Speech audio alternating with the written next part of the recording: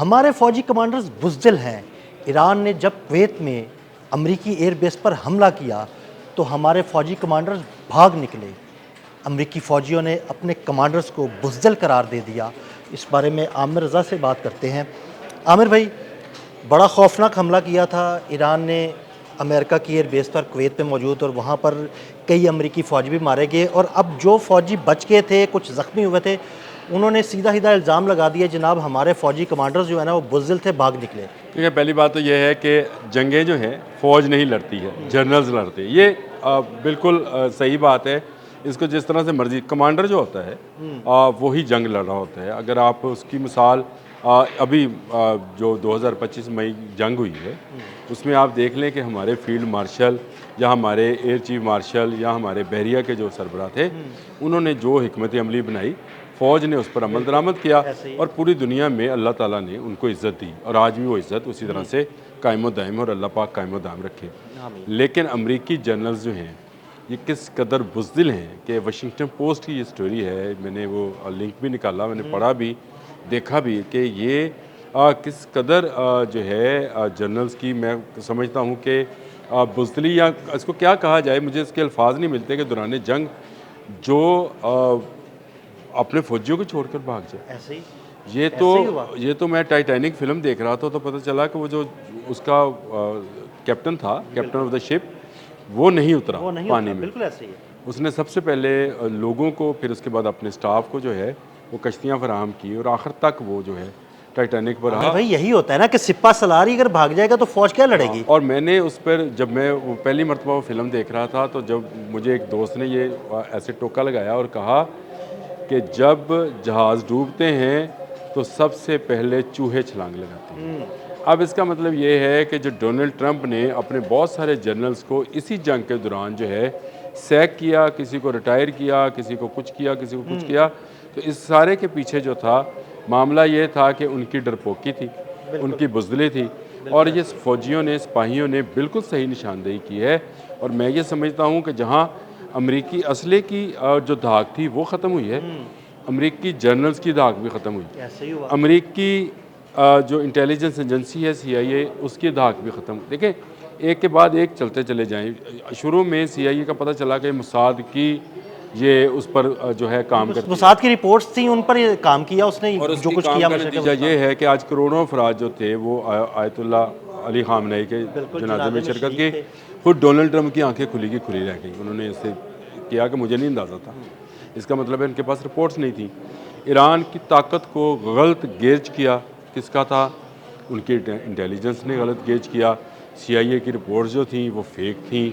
इस पर आपको अगर याद है तो उनके जो नायब सदर हैं JD वैंस, उन्होंने बाकायदा ये कहा था कि हमें गलत बताया जा रहा है, हमारे पास मिसाइल्स ख़त्म हो रहे हैं, और हमें जो रिपोर्ट दी जा रही है वो ये दी जा रही है कि हमारे पास बहुत मिसाइल्स हैं, हमारे पेट्रियट, थार्ड या टोमाहॉक जो हैं ख़त्म होते चले जा रहे हैं। इससे उनकी वो भी ख़त्म हुई।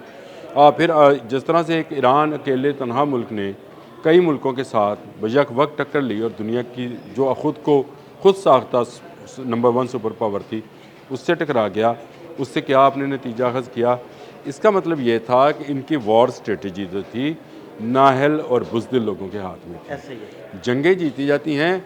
हमने तो ऐसी जंगें भी पढ़ रखी हैं, देख रखी हैं, चाहे वो इस्लामिक दौर की जंगें थी या उसके बाद वर्ल्ड वॉर की जंगें थी, कि अकेला कमांडर जो था वो लीड करते हुए अपने कम फौजियों के साथ बड़ी फ़ौज को शिकस्त देता है। हमने तो 65 की जंग में देखा कि अकेला जो था मेजर अजीज भट्टी शहीद जो हैं वो उनका बड़ा नाम रहा। उन्होंने किस तरह से कमांड किया खड़े होकर ऊपर, और वो जो काम वो सिपाही ने करना था उन्होंने खुद किया। अच्छा, जब आप इस तरह की लीड करते हैं फ़ौज को, तो फ़ौज का मोराल बहुत अप होता है। मुझे ये बताएं, ये जो फ़ौजी वापस गए हैं और उन्होंने ये बयानात दिए हैं, इससे जो इस वक्त खलीज में या मिडल ईस्ट में या दुनिया भर में अमरीकी फ़ौजी मुख्तलिफ अड्डों पर मौजूद हैं, जापान, कोरिया समेत, क्या उनका मोराल अप हुआ होगा? यकीनन डाउन हुआ होगा। डाउन, इस हद तक डाउन होगा। मैं ये समझता हूँ कि अमेरिका आहिस्ता आहिस्ता वो टाइटैनिक है जिस पर कोई प्यार की दास्तान तो इस तरह हाथ खोल के बनाई जा सकती है, इस पर जंग की दास्तान नहीं लिखी जाएगी। ये बहुत ही स्याह दौर जो है अमेरिका के लिए लिखा जा रहा है, और इस दौर के अंदर जहां उसने अपने एक डिप्टी आर्मी चीफ को फारिग किया था जंग के दौरान, मुख्तलिफ जनरल्स को फारिग किया। अब फ़ौजियों की इस रिपोर्ट के बाद मैं ये समझता हूँ कि आर्मी का मोराल जो है वो बिल्कुल गिरेगा, और ये गिरने की बड़ी वजह ये होगी कि ये आज तक 28 फरवरी से लेकर आज तक 1 इंच ज़मीन ईरान की नहीं ले सके, ऐसे ही है। 1 इंच उस 23 किलोमीटर के समंदर की नहीं ले सके। आज भी उस पर ईरान का कब्ज़ा है, आज भी ईरान इनको ललकार रहा है।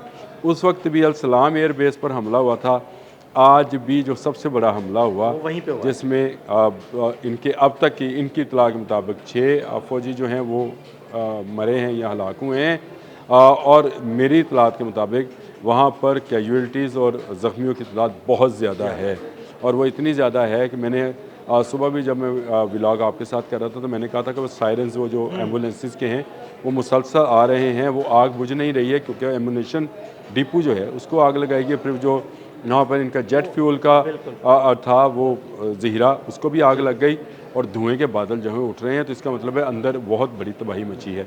तो उस वक्त भी कुवैत का ही मामला था, उस वक्त भी ईरान ने बैलिस्टिक मिसाइल से हमला किया था, जिसकी नक्शा जो है वो खींचा है सिपाहियों ने।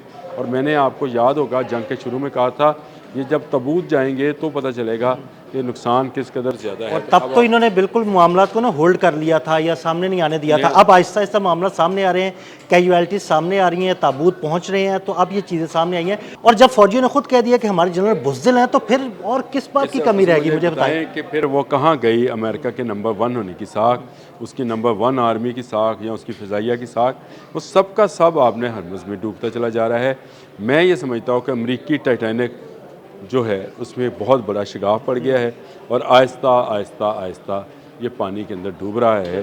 डूबते में बड़े जहाज़ को हमेशा टाइम लगा करता है, लेकिन इस कदर बुज़दिली का मुज़ाहरा अगर जनरल्स की जानिब से हुआ है और सिपाही ये बोल रहे हैं, तो ये बात जो है मैं ये समझता हूँ कि उस फ़ौज के लिए उसको डिमोरलाइज करने के लिए सिपाही ये भी बोल रहे हैं कि अमेरिका की नाकिस मनसूबाबंदी थी जिसकी वजह से हम सब इसकी जद में आए। उन्होंने कहा हाँ जनरल्स बिल्कुल, की नाकिस हाँ जी। मनसूबाबंदी थी, इन्होंने हमें मौत के मुंह में धकेला, और उन्होंने स्ट्रेटजी ऐसी नहीं बनाई, इनके पास कोई ऐसा प्लान भी नहीं था कि अगर हमला होता है तो हमने किस तरह से। और हालांकि उनको अंदाज़ा था कि ये ऐसी एयर बेस है जिस पर सबसे पहले हमला किया जा सकता है और सबसे खौफनाक हमला किया जा सकता है। इसीलिए मैं कहता हूँ जंग लड़ना जो है वो जज्बे का काम होता है, उसमें आप नहत्ते भी हों तो आप कईयों पर भारी हो सकते हैं, और आपके पास जदीद दुनिया का असला भी हो, जज्बा ना हो तो आप छोटी फ़ौज से भी मार खा सकते हैं। ये वही बात है कि मैं ये समझता हूँ कि अमेरिका का नंबर 1 होने का गुरूर गुमान टूट गया, और उसकी फ़ौज जो है अब शायद उस तरह की फ़ौज नहीं रहेगी जो दुनिया में किसी बड़ी फ़ौज का मुकाबला कर सके। जो ईरान का मुकाबला नहीं कर सकी और छुप कर जिसके जनरल्स भाग रहे हों, वो फ़ौज मेरा ख्याल है कभी किसी मुल्क को फ़तह नहीं कर। बिल्कुल, बहुत शुक्रिया आमिर भाई। आमिर भाई ने बड़ी तफसील के साथ इस सारे मामले पर रोशनी डाली। मज़ीद अपडेट्स के लिए हमें फॉलो करते रहें। अदील अहमद और आमिर रज़ा को इजाज़त दीजिएगा। अल्लाह हाफ़िज़।